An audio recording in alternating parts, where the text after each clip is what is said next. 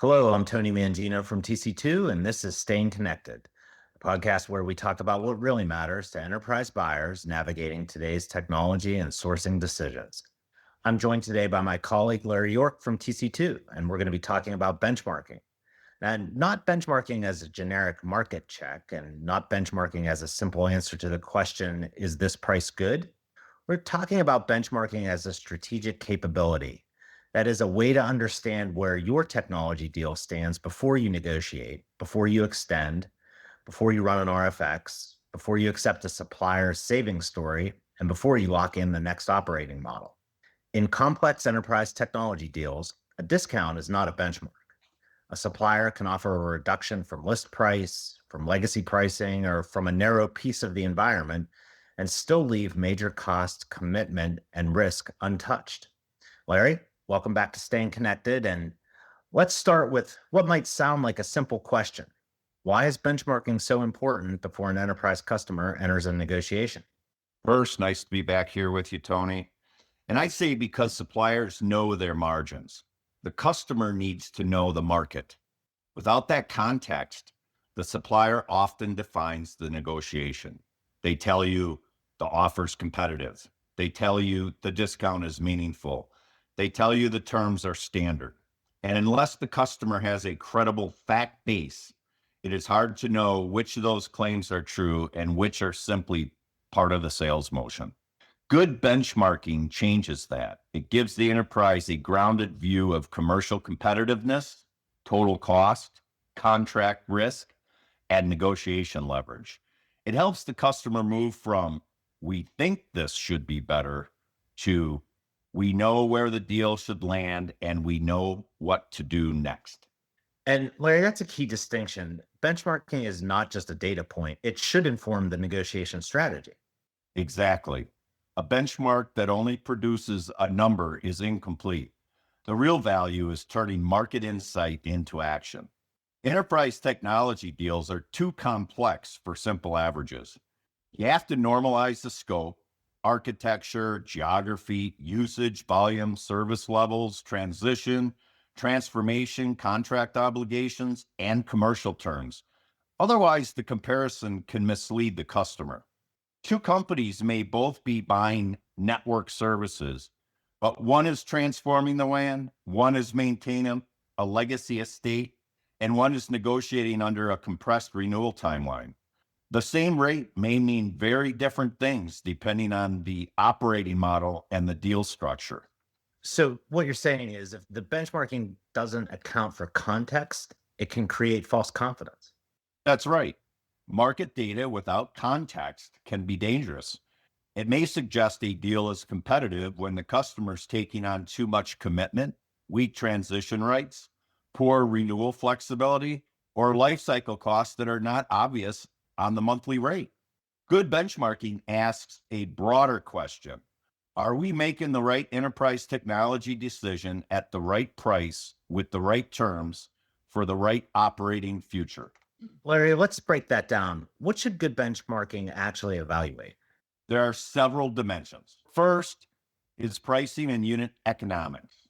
Rates, discounts, any pricing tiers, minimum credits, pass-through charges, volume assumptions.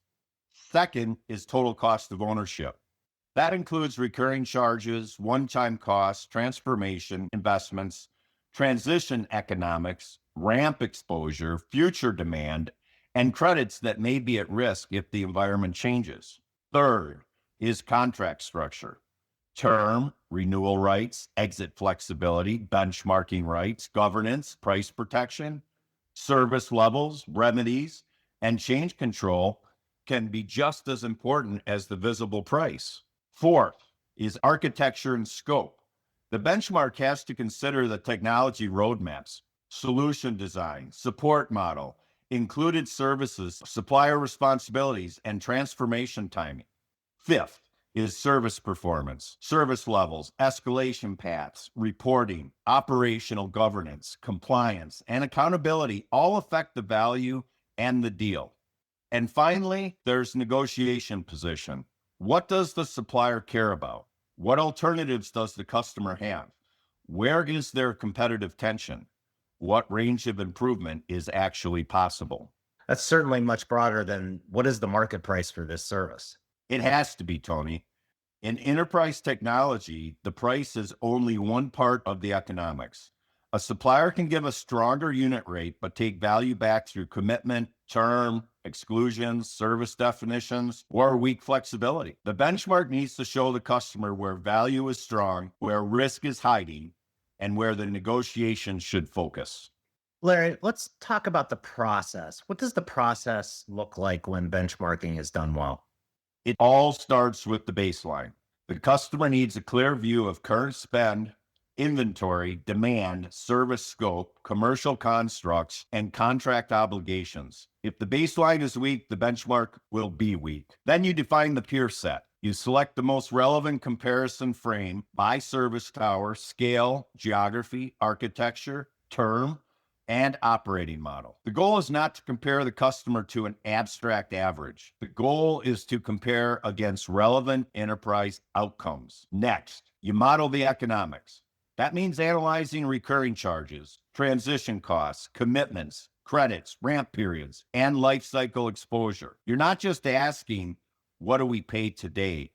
You are asking, what will this deal really cost under the scenarios we can reasonably expect? Then you translate the benchmark into strategy. That includes target ranges, negotiation asks, RFX levers, directed negotiation alternatives, and decision thresholds. Finally, you use the benchmark to support the outcome. It helps test supplier positions, align internal stakeholders, and drive final commercial decisions. What I'm hearing is the deliverable from this work is not simply a report, it's a benchmark backed negotiation position. Exactly. The report is not the outcome. The outcome is clarity, leverage, and better decision making. So, Larry, where does benchmarking fit within the broader portfolio of our services here at TC2? It's a great question, Tony. Benchmarking often sits at the front end of a larger value life cycle. It supports strategy because it helps the customer understand whether the current environment and proposed future state make economic and commercial sense. It supports sourcing because it helps shape RFX targets, supplier feedback, evaluation criteria, and negotiation positions. It supports directed negotiation because when full competition is not available, market intelligence becomes one of the customer's most important sources of leverage. And it supports cost management and contract compliance because benchmarking can reveal whether the customer is paying above market, missing negotiated benefits, or carrying commercial terms that no longer fit the environment. And finally, it supports lifecycle services because the market does not stand still. A deal that was competitive at signing may need to be tested again as usage, suppliers, technology, and commercial models change.